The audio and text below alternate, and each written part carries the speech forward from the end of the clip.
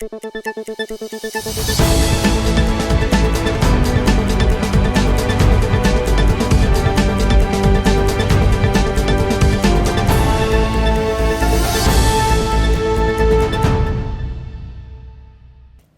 to Kayhan Life. This is your weekly Iran news update.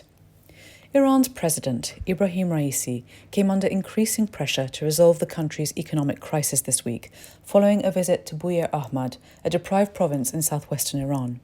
The president was met with desperate pleas for help as he drove through the area in a motorcade, but refused to pull over to speak with residents, according to a report in the Financial Times.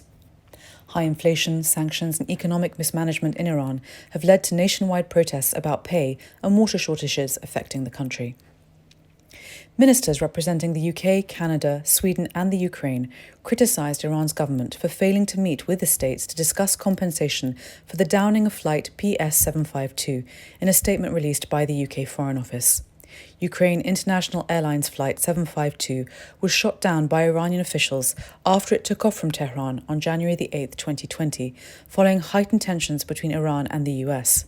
The commercial plane was carrying 176 passengers and crew, who all died in the crash. A report by a group representing the victims of the crash has alleged that the incident was not an accident caused by a missile systems operator and that high-ranking members of Iran's Revolutionary Guard Corps were responsible. The report also suggested that Iranian officials had tampered with electronic devices and misidentified the remains of some of the passengers on the flight. The Iranian government had initially lied about the cause of the crash, but later admitted to shooting down the plane after evidence was published online.